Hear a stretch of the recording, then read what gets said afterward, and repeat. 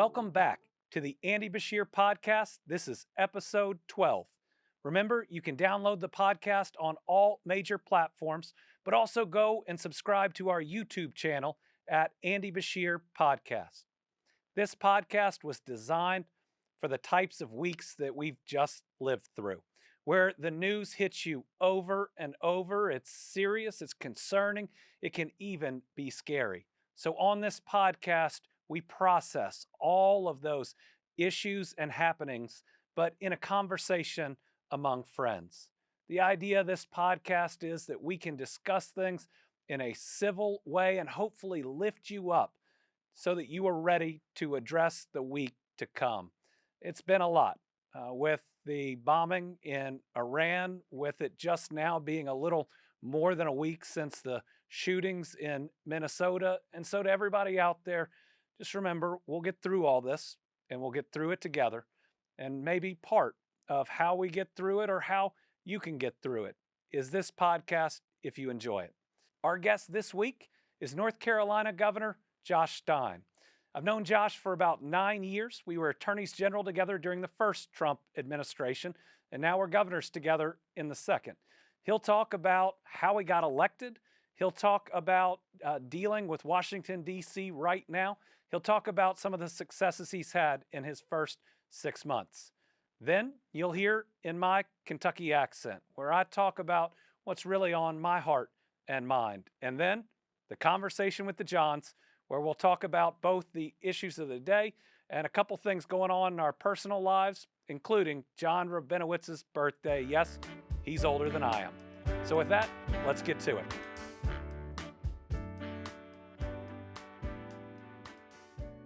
You're listening to the Andy Bashir podcast. Our guest this week is North Carolina's new governor, Josh Stein. Josh and I served as attorneys general together during the first Trump administration. And now he's leading North Carolina in these days of uncertainty, but he is getting real results for his people. Josh, welcome to the podcast. Andy, great to be with you, my friend. So let's start out. Last year, it was an election that at least a lot of Democrats were disappointed in how the presidential came out. But you, running even with that race above you on the ticket, pulled out a big victory. Tell us how you did it. Andy, I think it'll be a story that sounds pretty similar to yours. North Carolina often goes Republican for president. In fact, 8 of the last 9 presidential elections, even though they've been narrow, close races, the Republican candidate for president has won. And that includes Trump for the last 3 elections. I ran in 2016 as Attorney General. I ran for re-election in 2020 as Attorney General, and then as governor this last year. And each of those 3 elections, even though Trump won North Carolina those 3 times, so did I. So what that tells me is that Democrats can win in states that are not solid blue if you have the right kind of message. And again, this is something you understand very well. Make government work for people on issues that they care about.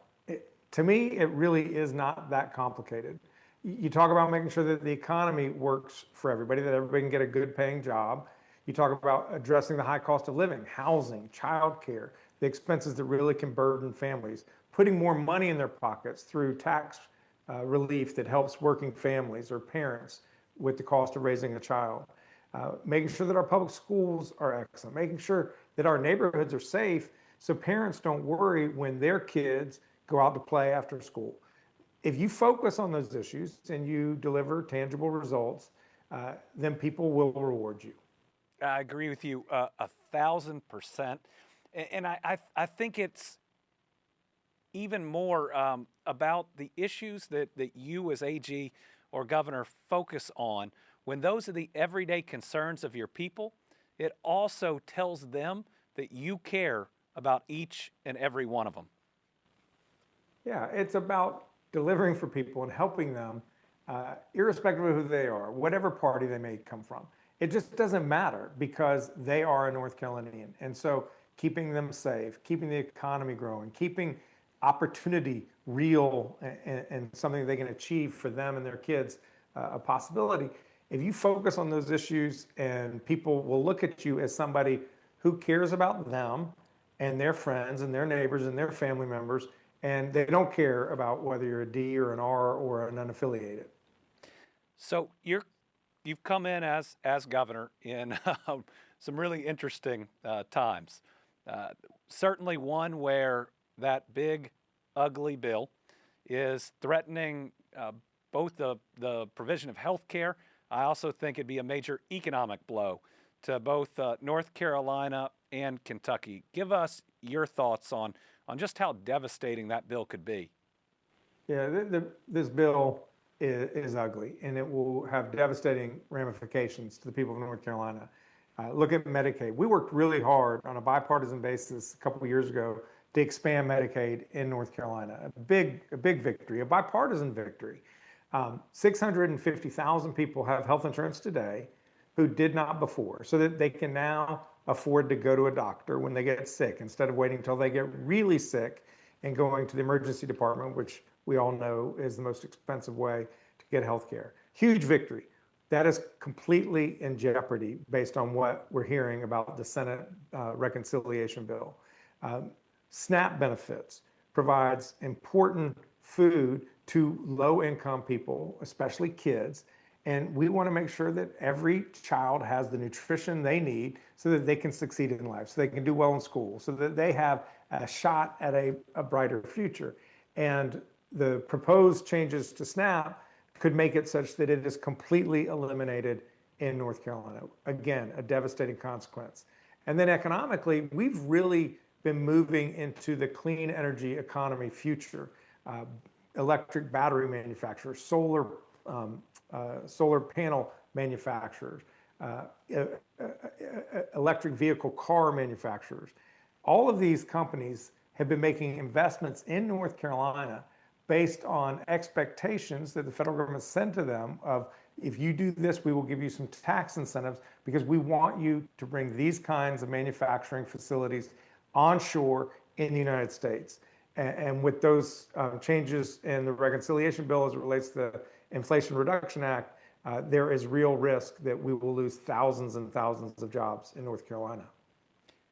We face those same risks, and one of the things I worry about the most is even just this concept that the United States government would not keep its word, would say, here is a program or here is a promise, and then try to pull the rug out from under either a state, because we saw that with different funding freezes or grant cancellations. I mean, I thought I was back being a collections lawyer for a little bit, writing letters saying, we've got a law, we've got an appropriation, we've got a contract, I've already spent the money, and you have to reimburse me, and now we have an injunction. But this idea that the United States of America would not keep its word either to a company or an ally or to a state, to me is very concerning. What are your thoughts? Yeah, deeply concerning and incredibly counterproductive to the ends that they claim that they hold, which are, we want to have more manufacturing, good paying jobs onshored in the United States. And that's exactly what the Inflation Reduction Act did, whether it's chip manufacturers, EV manufacturers, battery manufacturers, things that we need for our economy as well as our environment. Yeah, I think you nailed it on the head there, that it's ironic that an administration that wants to reshore has stopped the reshoring that was occurring of manufacturing. And then if you add on top of that the tariff policy, many of the companies that I talk to just can't even get a quote for what it would cost to build something right now based on the on again, off again, across the board, reciprocal, etc. tariff policy of the day. Well, we're always talking to businesses, selling them on why North Carolina is the right place for them to locate. Because, no disrespect for Kentucky, we love North Carolina. We think we're the best. That's where we compete. That's exactly right. And that and on the basketball courts. But the number of CEOs and business executives I am talking to that are completely frozen. They're like, we don't know what to do with our capital. We don't know where to deploy it. We don't know whether to put it in the United States. We don't know whether to put it in Canada. We don't know whether to put it in Europe, because they don't know what the tariff policy is going to be next week. this is not in the economic interest of the United States, this uncertainty. So another thing that we unfortunately share in common is being governors that have to deal with natural disasters or the aftermaths of natural disasters. Tell us how the current recovery is going in North Carolina and some of the steps that you've taken to try to help your people. Yeah, one thing I don't think people appreciate, Andy, is how important state relationships are. And I want to thank you. I want to thank the state of Kentucky. Of course, the storm hit North Carolina last September 27th. So it was before the election. I had not even been elected yet. And you called me and said, I just want you to know I've been down this path before. It's very frustrating, but we can work together. Let me know what I can do to help. And under the Emergency Management Assistant Agreement that we have as states, you all sent a ton of important people, whether it was heavy machinery people or airport operators or emergency management specialists or electricians or anything else that you all did. You sent us a lot of people who stayed for weeks to help North Carolina deal with the recovery. So I just want to say thank you. And we were honored to be able to reciprocate, even if only as in a fraction, when you all had your floods in February, I think it was, sending you some swiftwater recovery teams. And they did a great job. And you guys did phenomenal jobs. And you all were not alone. Other states did the same thing. And it's really one of the inspiring things one learns about in dealing with a storm is just how good people are. People Amen. want to help. People help their neighbors. The number of law enforcement in the eastern part of the state, which has always been or traditionally been where the storms really hit hard, they were sending their people to the western part of the state to help their neighbors.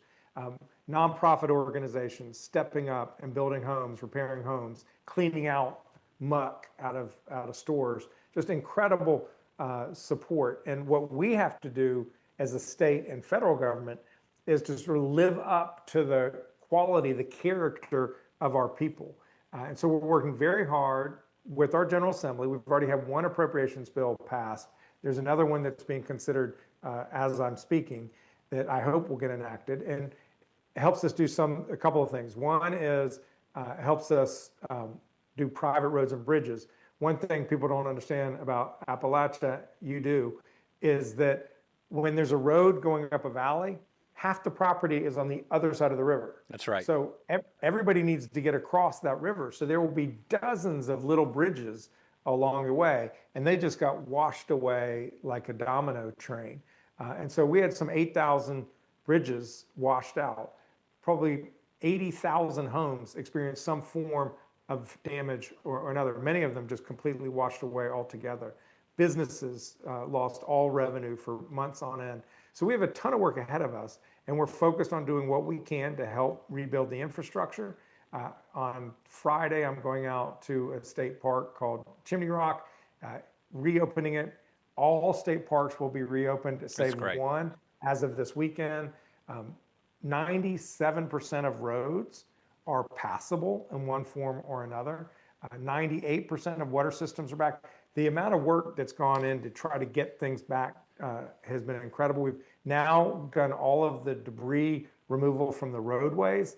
There's a ton that's still left in the rivers. So we have a lot of work to do on that front.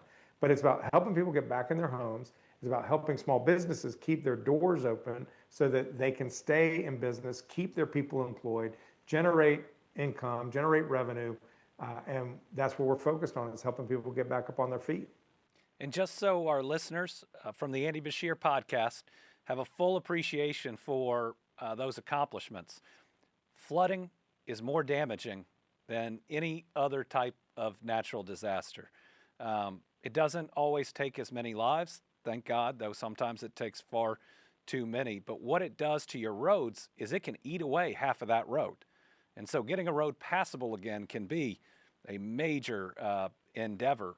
The water and wastewater systems just get annihilated by that amount of water. And so it's a full rebuild. So that's really incredible work. I know you're doing some of that work or were in partnership with FEMA. So give us your thoughts on not just the agency, but President Trump's desire to dissolve FEMA? It's a terrible idea. We need FEMA. Every year, there is going to be a major natural disaster in the United States. We know that to be the case. We do not know when the next natural disaster will hit Kentucky or North Carolina or South Dakota or Mississippi. It's unrealistic and frankly wasteful to think that every state is going to have the capacity internally to respond to these major disasters on an as-needed basis when they may not have a storm in 5 years or 10 years. That's why you have the federal government. They have the expertise, they have the knowledge, the wherewithal to come in and help respond to a storm after it's occurred. Can FEMA be improved? 100% it can be.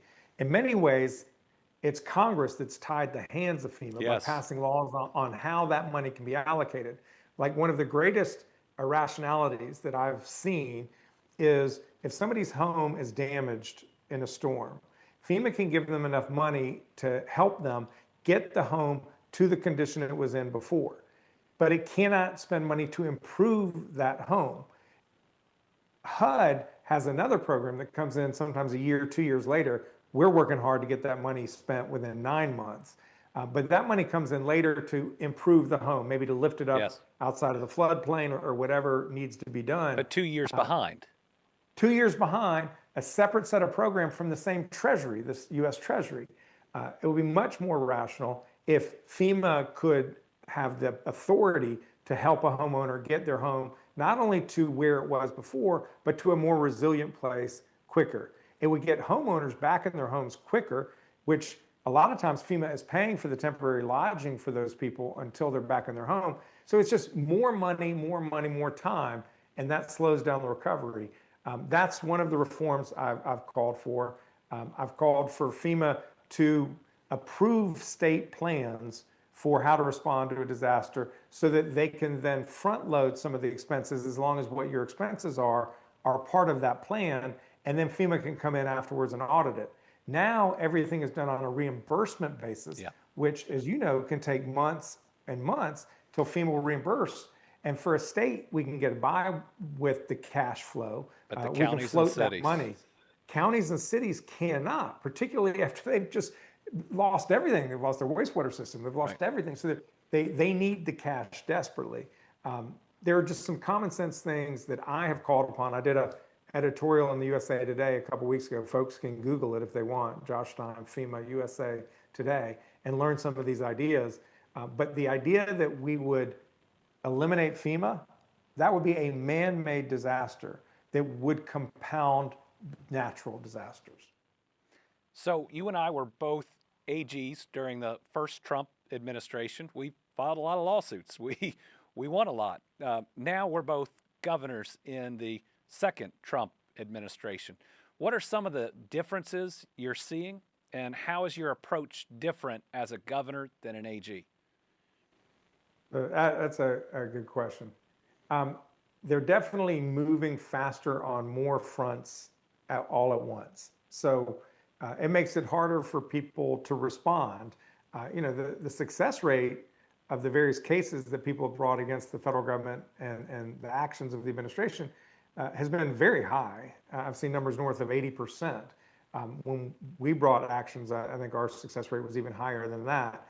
Because a lot of times the actions are not grounded in law, but are rather his whim. And often that's not enough in our society. As governor, I'm focused less on the laws and the lawsuits. I have an attorney general, a very able one, Jeff Jackson, who he can handle that side of it.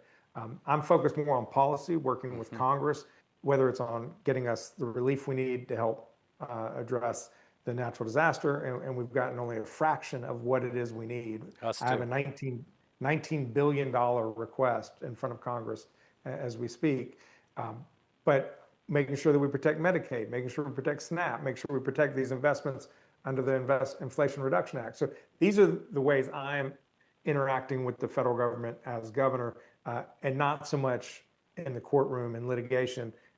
That's the bailiwick of the attorney general. You're listening to the Andy Beshear podcast with our guest this week, North Carolina Governor Josh Stein. Josh, we were just talking about our time as attorneys general. When I look back, when we would file those lawsuits and we'd win, it'd be Attorney General Josh Stein stands up for America or North Carolina and wins. People could see that a Democrat was standing up and was being successful. But as I now look at the stories that are written from AGs across the country, it's always district judge X or Y stands up to the administration, and those that brought the suits aren't even mentioned. And I have not noticed that. That's interesting. And so there's criticism out there that's, what are people doing? Well, we do have some great attorneys general, and Josh Shapiro and I have to join them because our AGs don't, that are out there getting real results. And my hope is that these AGs can get the credit that they deserve for doing really good work.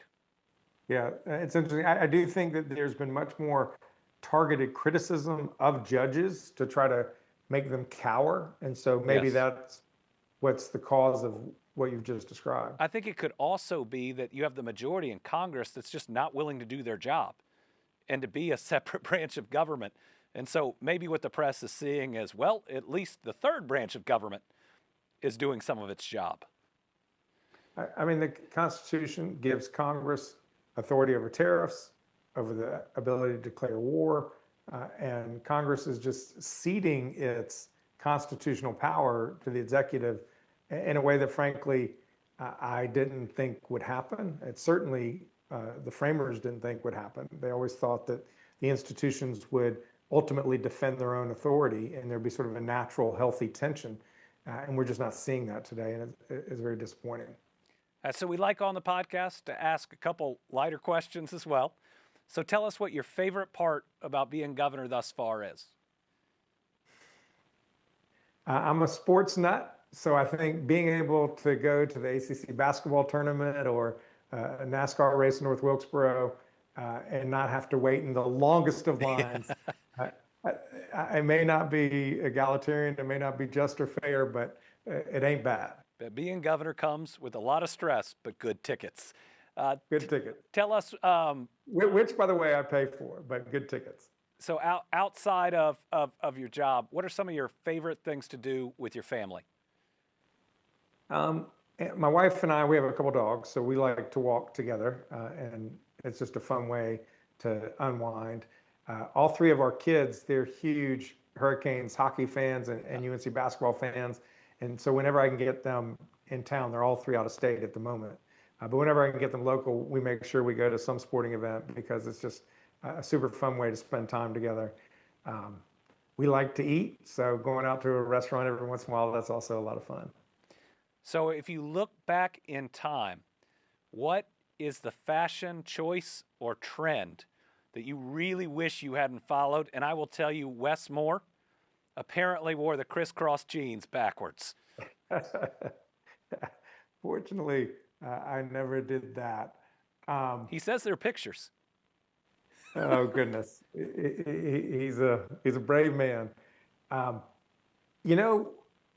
I would say the really baggy pants with the double pleat. Oh wow, just not a good look. And here's what I'm seeing is that I tried to buy some new shorts from J. Crew, and they were the size of a parachute. And I was like, don't tell me we're going back to hammer pants to these.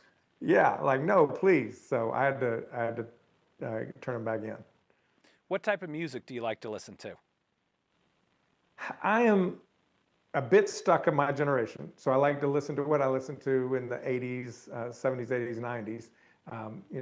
Bruce Springsteen, Dire Straits. I love Coldplay, U2, Bruce Hornsby, James Taylor. But my kids, they're obviously a little more modern than I am. My middle son, Adam, turned me on to Mount Joy, and I really like them. So what I'll frequently do is go to Spotify and do Mount Joy Radio. It's all these other songs that I like. I don't know who the artists are who are singing them, but there are cool songs out there. If you have a secret superpower that nobody knows about, what is it? I think that it is the ability to forget and not obsess about things. I, That's good. I think that you will understand it being in politics. If you absorb all the junk that is directed towards you, it will weigh you down. And so I'm sort of water off a duck's back. People will say bad things about me, and then like 3 weeks later, I'll have forgotten. And it makes my life a lot happier. So that's my superpower. I think that is a great superpower. It's almost like you're immune to the toxicity of politics. That's what I try to do. If you could, It makes it easier to focus on look, you and I, we're going to disagree on these things. We have just different worldviews on this issue. But that does not mean we can't have common ground on another issue, job training or child care or public education or public safety. So let's, to the extent we can, put the issues where we really fundamentally disagree to the side and agree that we will disagree. But then let's work across those differences on other issues and get something done for our people. it's that common sense, common ground, get things done type of approach. I think you see that in Democratic governors, certainly. I wish we'd see that a little more around the country. Tell us a little bit about what some of the recent successes are in North Carolina that you're proud of. Well, we're on a run when it comes to economic development. Just announced last week the largest job announcement in North Carolina history. It's a aeronautics company called Jet Zero, and they're coming up with a new plane design. It's actually an old plane design. It's just never been commercialized. It's a single body wing plane that is twice as efficient as a traditional tube and wing plane. So if when they succeed, it will end up cutting fuel costs for the aviation world, which is the number one variable price in running a business, an airline, in half. So just huge market potential there.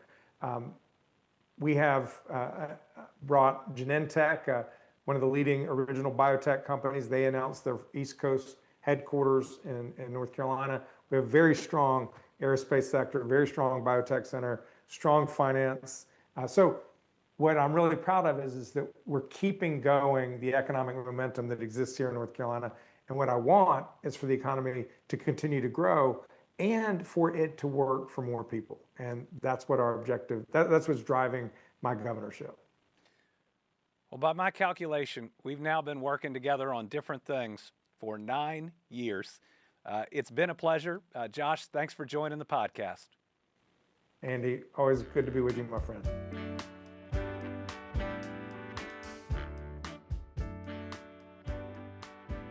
You're listening to the Andy Beshear podcast.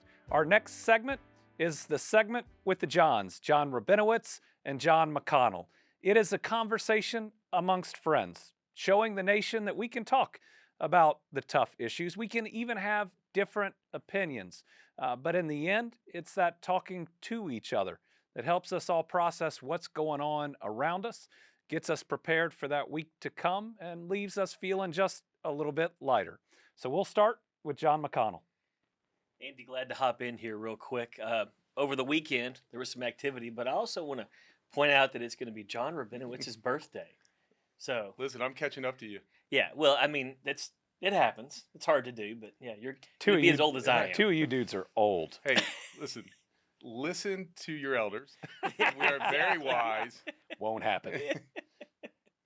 Well, hopping back into what happened over the weekend, the U.S.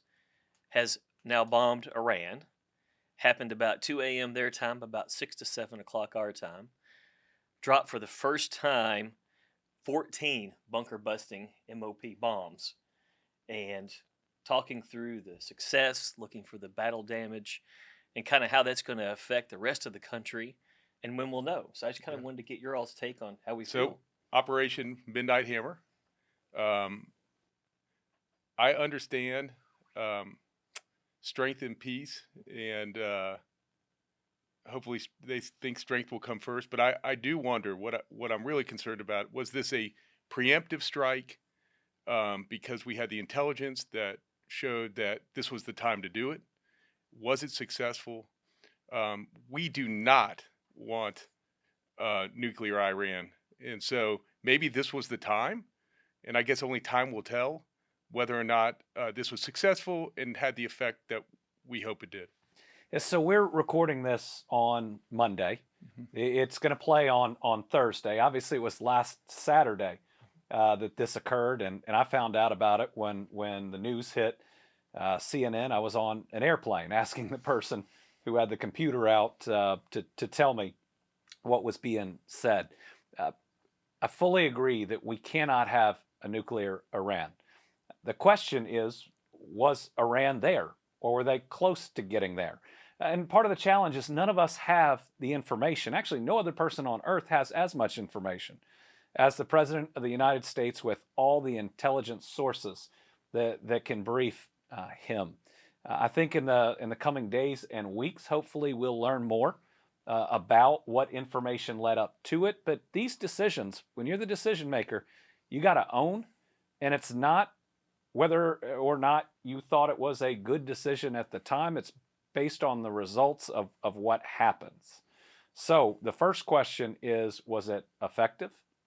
The second question is, was it necessary? Sure. Were they that close? Mm-hmm. Then the third question is, what are the ramifications going to be? Is this going to put the citizens of the United States in danger? And we'll see. Yeah, and listen, I'm not going to pretend to know whether or not having the ability to enrich uranium leads to, like, how quickly that leads to a nuclear weapon. I have no idea how close they were. I agree with you. He'll have to own it, but I don't know that there was, again, we don't have all the information, but there might not have been a better time to take these steps, and it may end up really protecting the country. I think there are some questions that Congress is asking that need answers. Should Congress have been briefed beforehand, more than just two individuals?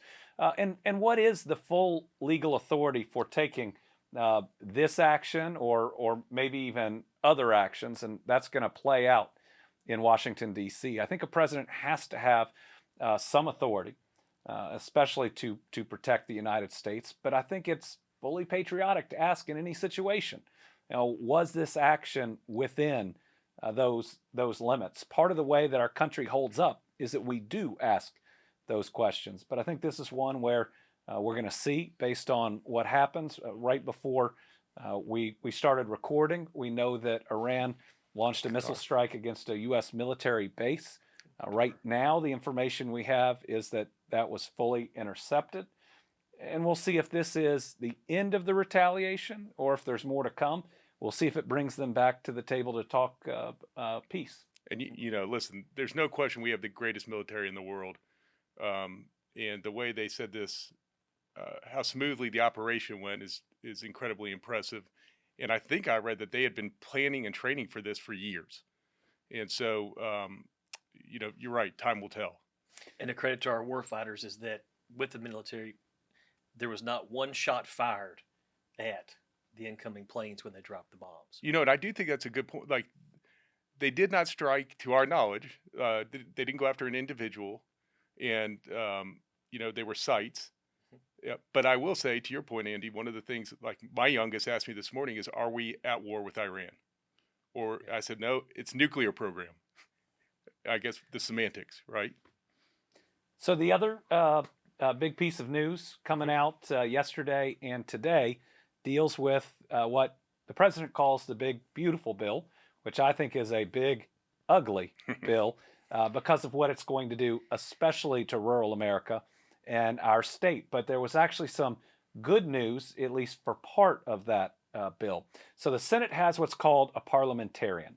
And the parliamentarian looks at the bills and asks, does it meet all the rules? And then makes a judgment on that. And there are rules about what can and can't be included in certain type of bills and how many votes it will take. And the parliamentarian found that there were a number of parts of that big bill that couldn't move forward as one package because they'd take 60 votes instead of the simple majority. One of those pieces were the cuts to the SNAP program. And that's food assistance to those who are hungry in the United States. It also would have blown a big hole into our state budget. So I think that's good news. I mean, I'd like to think that one of the things we can all agree on is in a country that grows this much food, that has this much wealth compared to the rest of the world, at least no one should starve. Oh, Now, and speaking about that, so based on that, will they have to pull those pieces out and vote on them individually, or? So most likely they'll just abandon that part. Okay. But then the question is, will they try to How did cut they make it something else right. to get those quote unquote cost savings? This bill, though, doesn't have cost savings. The Congressional Budget Office, which is their budget office, it was created so that Congress could know what the fiscal impact is. It's going to put trillions additional on the national debt. And so my first question on any piece of legislation that I look at is never, is it left or is it right? Is it conservative or is it liberal? It's always, will it work? And before we even talk about where it's coming from, will it work?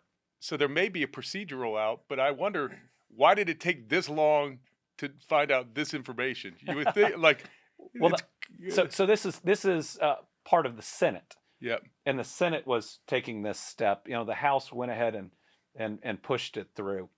There's some other pieces. They're removing some of the immigration parts of it, saying that takes 60 votes as well. But if it holds up and they don't try to override the parliamentarian, it does show that Congress, at least in some segments, is working. Yeah. So John and I were talking before this episode, and he's still very much obsessed with the relationship with Elon Musk and Donald Trump. It's uncomfortable about the relationship. He calls it a love story. It's a love story. It is. He wants music. There's a whole thing. Yeah. And so I think I want to shift a little bit and talk about, John, this infatuation.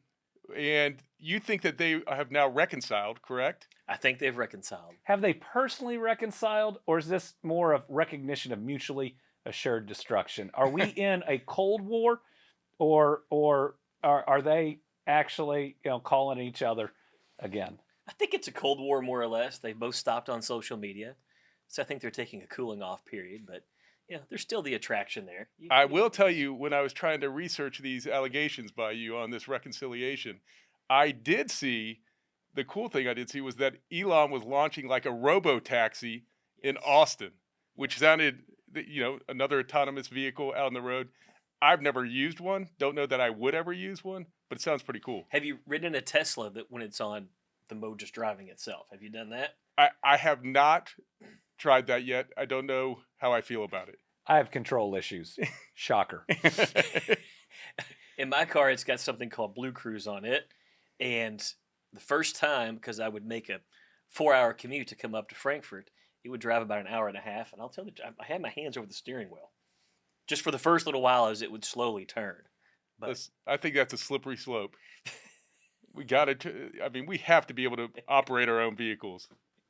So another thing that I see that's happening right now is potential changes to the 988 mental health lifeline. I got to institute this in Kentucky using some federal funds and using some state funds, and it is amazing.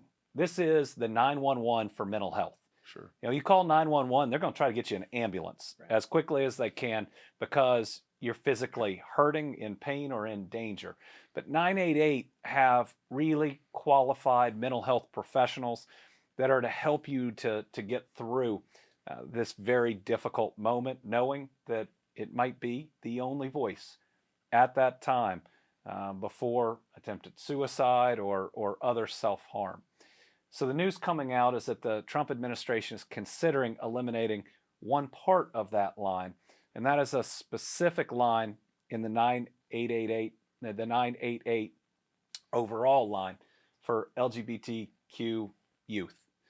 And for me, this is one where you don't even have to get to the quote-unquote diversity issue of it. If having a specific line will help save those kids' lives, then it's something I don't think we should cut. No, listen, we all have teenagers. Yeah. Like, it's a different world than when we grew up. Isn't it hard? And I can't imagine what they're going through with social media on top of everything else. we should. I mean, we need to put people over politics in this situation, right? Like there needs Yes. to be, if it's there's a direct service for people that are struggling, and we can provide it, we need to do it. And that's hearing the word suicide before any of the other ones, right? Right. It's making sure that we always place the lives of individuals ahead of whether we agree or disagree on any views that they might have. So if they cut funding can the state pick up the funding to make up the difference, or is it going to be a challenge? We'd have to look at it. Yeah. It's one where all of these things that the federal government are doing, we're going to have to look at our priorities because we have to balance our budget as a state. The federal government doesn't. And we've got kids all around the same age. And I've had that experience where my daughter came in to me and in tears, worried about what a friend was going to do. And they knew about the line. So I lived it one night, and it's a pretty helpless feeling when you have a kid come in talking about one of their friends. So it's something that we need. And it works. So shifting real quick, in these last few episodes, we've had your children visit us, give us words that we don't know the definition of. My question to you is, where are they? Yeah. What is going on? It is summer, and our kids are busy.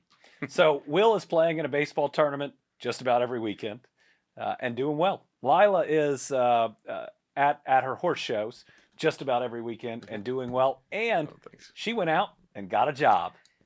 15 years old, and she said she wanted to make some of her own money. And I said, I'm so proud of you. Let's go. So were you a reference for this? And Who I didn't were get the asked to be a references? reference. Did you I get was asked? not. I was not But your asked. 15-year-old wanting to get a job is fire.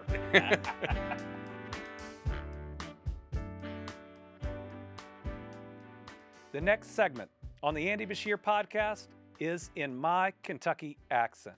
This is when I talk about what's on my heart or on my mind this week. So this week, what's on my heart is diversity. The federal government is trying to make diversity a dirty word. They try to say that equity means that you aren't worthy of opportunities. I believe that diversity is always a strength and never a weakness. That we are always better and stronger with more diverse backgrounds and thoughts at the table. And that our table always has room to pull up more chairs and to make sure that everybody can be a part and be heard in our great democracy. That's why last year I signed an executive order making Juneteenth an executive branch holiday in the Commonwealth of Kentucky. And I'm really concerned that this year the president did not celebrate Juneteenth. Folks, this is about the end of slavery. It's about the recognition of the worst sin that this country has committed, but also celebrating the African-American contributions that have made this country what it is today.